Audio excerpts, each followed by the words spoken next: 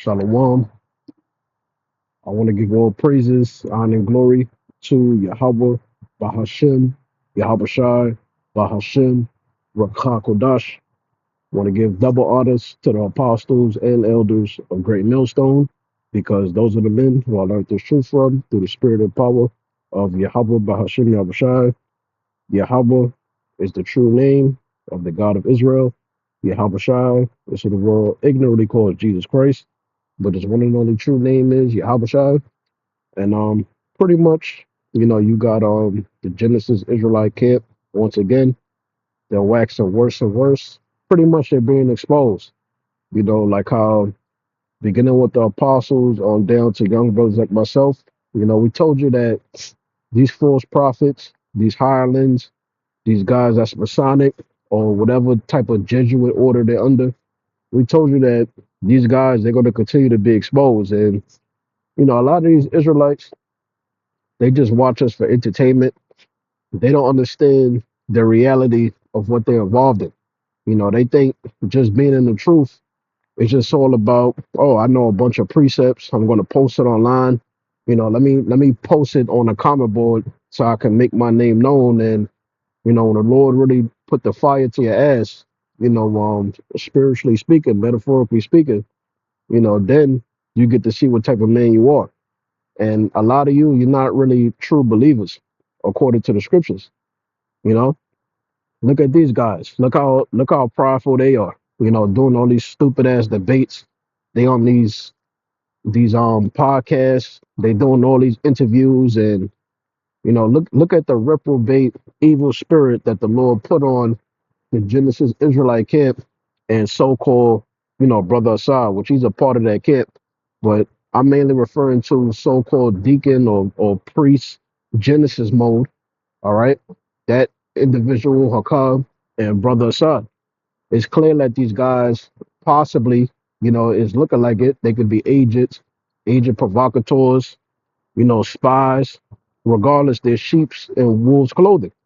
And what makes it so dangerous is the fact that to the individuals that don't know the spirit of discernment, you could think that these guys is deep. You could think that these guys is wise because they go into a lot of modern vocabulary. They speak, modernly.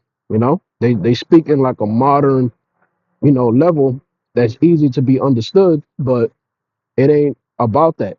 It ain't about how eloquent you are. How much precepts or how much of a breakdown because that could be your ruin. That could be your destruction. All right. So these guys, they being exposed on a public level for being hypocrites. You got all these people, they pay for the Sakari University. The Lord, he ain't tell us to open up no Hebrew Israelite, varsity or college. He didn't tell us to do no shit like that because that involves what? You building within another man's kingdom. We're not supposed to be building here, all right, on a carnal level. Now, if you have a job and stuff of that nature, ain't nothing wrong with you having a 401k pension and stuff like that, all right? Because you don't have the mindset that I'm doing this, because of what if. Nah, it ain't about what if.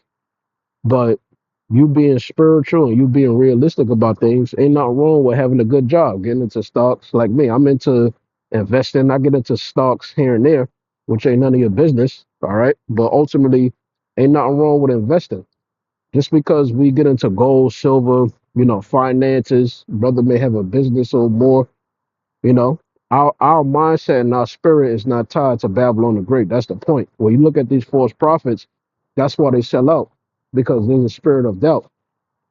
So you as a believer, you have to develop through prayer and through experience, all right, the spirit of discernment to understand who's a real prophet and who's a false prophet. So let's get into this. Now, one of the things that they're teaching is that the Edomites are not going to be totally wiped out. After all these debates, after all these interviews, after all this studying that these false prophets have done concerning the Genesis Israelite group as a whole, all right? After everything they have learned, beginning with their leadership, this is what they're going to teach. And see, this is why you got to fear the Lord, all right? So this is Malachi chapter 1, Malachi chapter 1, and I'm outside. Malachi 1 and 4. It says, whereas Edom saith, we are impoverished, but we will return and build desolate places. And this is what they did all throughout history. When the Lord sent a natural disaster or he destroy a town, city, or one of their empires, their mindset is that, you know what? Yeah, we had the Greek Empire, even though, if Satan be divided against Satan, how shall his kingdom stand? Referring to the Greek Roman Empire, all right, the Roman Empire, America, the EU nations that's ran by Edomites. Ultimately, all countries, one way or another, is ran by the Edomites because they control your money supply. Your country is under a centralized system. The Edomites, they print and create your money through the centralized banking system. You got the IMF, the World Bank. All right, you got BlackRock that be owning pretty much damn near majority of these companies. So these Edomites are so smart, they know how to hide their identity by these different aliases. They may switch their last name up, so forth and so on. And unless the Holy Spirit is dealing with you, there's no way for you to really figure out or search out that the Edomites, the so-called white man in sea line, they control everything. All right. The Holy Spirit got to be dealing with you, pursuant to Second Thessalonians, the second chapter. All right, in verse 8 on down, because they deal with secrecy, they deal with sorcery. They've been in rulership going back since the Renaissance era. All right. Then from the Renaissance era, you had Cristobal Colon, so forth and so on. That power came out of Spain, right? So it says Malachi 1 and 4, whereas Edom refers to the whole nation of Israel. Esau is one individual that the Edomites descend from, that seed line. Nations is established by the seed of a man. It says, whereas Edom saith, we are impoverished, but we will return and build the desolate places. So these Edomites, when you read in the book of Psalms, I forget exactly where it's at, it says that they have done a diligent search. So they know that they once controlled the Greek Empire. They know that they once controlled the Roman Empire. And that's why today the agriculture, all right, the artwork, the language referring to Latin. There's a lot of similarities between Greece, Rome, America, and the different European nations. Why is that? Because it's the same nation back in power. The Delhi One is here now.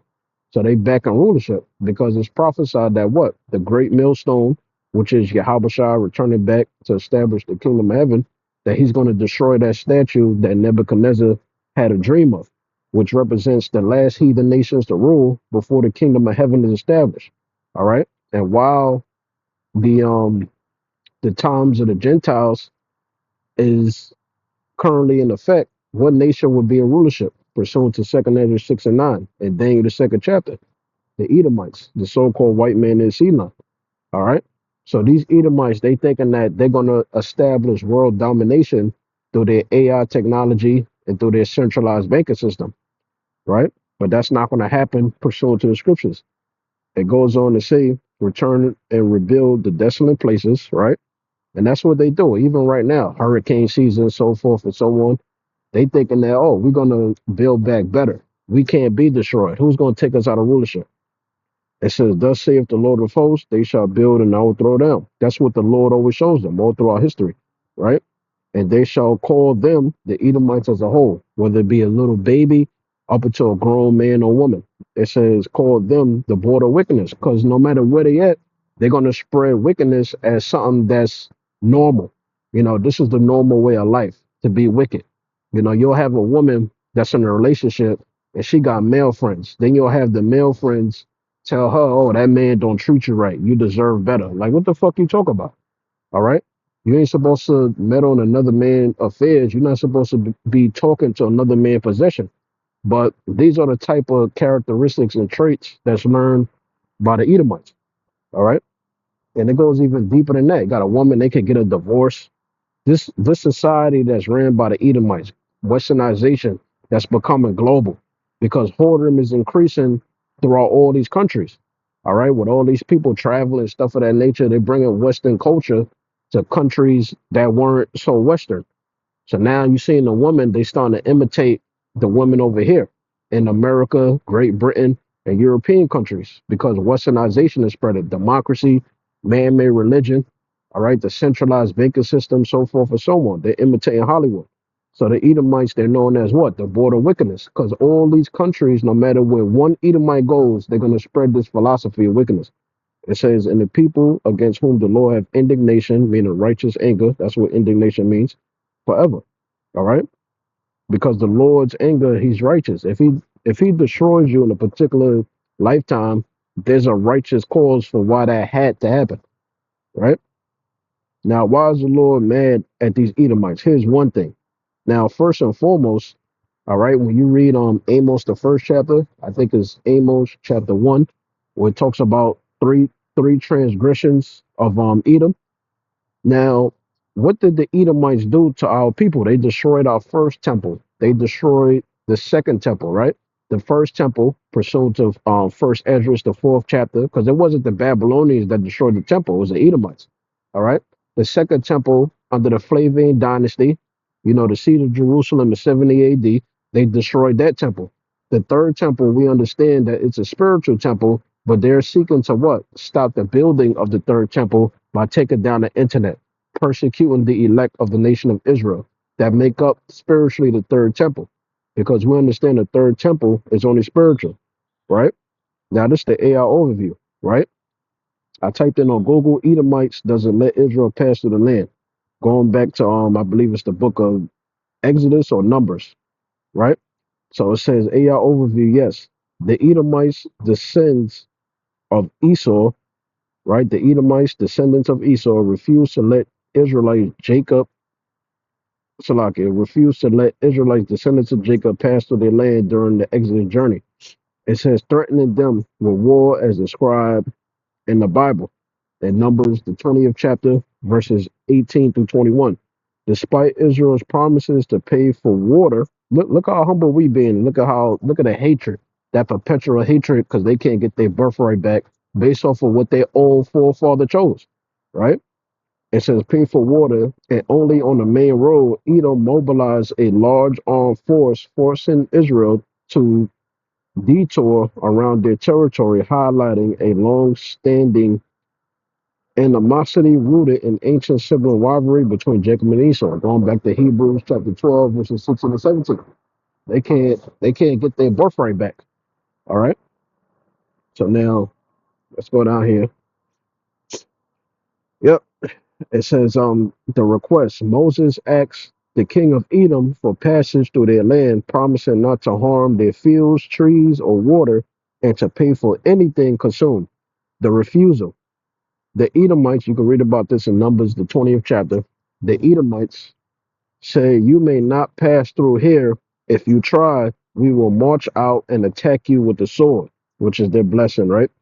It says Israel's response. Israel then turned away, forced to go around Edom's borders, a journey that led them towards Mount Hor and the Gulf of Aqaba, the Red Sea, or the Gulf of Suez, if I'm not mistaken, all right, which is the northern part of the Red Sea. Root cause, the refusal stemmed from deep-seated hatred from the time Esau lost his birthright, yep, and blessing to Jacob, creating perpetual conflict between the nations, all right? So this nation of Edom, they never show us no mercy. All the other heathen nations that had us in captivity, they showed us a form of mercy, all right? You have certain heathen nations, they let us rebuild the temple. They acknowledge the Most High. But the Edomites, they don't do that. This is Deuteronomy chapter 25 and verse 19. It says, you know what? Deuteronomy 25 and 17. See, the Most High, look, what did the Most High tell Abraham? I forget exactly where it's at in Genesis, but pretty much the nations that bless you, I'm going to bless them. I'm going to show them favor in one particular generation, even though that ain't everlasting, right? Deuteronomy 25 and 17, because the Edomites ain't want to let us pass through their land. This is how the Most High feel about it. Pursuant to Ecclesiastes 3 and 15. It says, remember what Amalek, who's Amalek? The so-called JEWSs that stole our identity. They want to steal our nationality, right? Remember, and they're the top tribe of the nation of Edom. When you go back to Genesis, the 36th chapter. Remember what Amalek, Deuteronomy 25 and 17, remember what Amalek did unto thee by the way when ye were come forth out of Egypt. We just wanted to cut through their land as a shortcut to the promised land. Did they let us do that? Nope. And they threatened our lives, right? After everything, how all the heathen nations, including the Edomites, they were afraid. They saw how the Most High physically deliver us. Nope. This nation said to hell with that. We ain't letting y'all cut through our land because of what our forefather did. You know, really, when you analyze the scriptures, they don't really have no reason to be mad at us. They should be mad at their forefather for being weak enough for selling his birthright, which ultimately, pursuant to Ephesians, the first chapter, is just predestination anyway. It says 18, how he met thee by the way and smote the hindmost of thee, even all that were feeble behind thee, right? Meaning the ones that was up in age or little infant children, right? When thou was faint and weary, he feared not the Most High. The Edomites is the only nation in the scriptures, no matter what generations they've been a part of or that's mentioned in the scriptures, they didn't acknowledge the Most High. All right. They going so far as to this lifetime when that particular time period happened concerning the war of heaven, they're going to fight against Yahweh Shai. They're going to fight against the Most High by fighting against Yahweh Shai. How do they fight against Yahweh and Yahweh Shai? By fighting and poisoning and destroying his people with wicked philosophies, so forth and so on. Religion, right? Demonizing our people. It says, how he met thee by the way and smote the hindmost, even all that were feeble behind thee, and thou was faint and weary, and he feared not the Most High. Therefore it shall be when Yahweh thy God have given thee rest from all thy enemies, all the 17 heathen nations round about, in the land which Yahweh thy God giveth thee for an inheritance. It's our inheritance, the promised land of Israel, right? To possess it, that thou shalt blot out the remembrance of Amalek from under heaven, thou shalt not forget it. After they serve 1,000 years of hardcore slavery. There's a lot of extermination scriptures in the Old Testament. All right. And it's going to be established when Yahweh Shai returns back. Obadiah 1, start at 10. It says, for thy violence against thy brother Jacob, shame shall cover thee. Thou shalt be cut off forever. This is why they're going to be cut off forever. The Amalekites, they financed the slave ships. All right. There's a lot of so-called JEWS, names, and they give you a nice long count. If you do the Googles, they financed the slave ships. All right. They financed slavery. Go on Google Images and just type it in. One picture going to lead to another. I've done a lot of videos on this, but you know, my channels, they get taken down. We're not going to keep repeating ourselves with this information, right? Because the famine of the word, they got to kick us sooner or later. So that's why they're going to be cut off forever, because of the violence they showed against their brother Jacob. No mercy, right? Obadiah 1 and 18, and the house of Jacob shall be a fire, and the house of Joseph a flame, all the 12 tribes of Israel under King David and Yahweh Shai coming back together in the kingdom of heaven. And this is after 1,000 years of hardcore slavery in the kingdom of heaven. It says, and they shall kindle in them and devour them, and there shall not be any remaining of the house of Esau. It says, for the Lord has spoken it. That's what's going to happen. This is in the Bible. We're not making this up. All right. Now I typed in on Google Images, well, Google search Obadiah 1 and 18 AI, right? AI overview.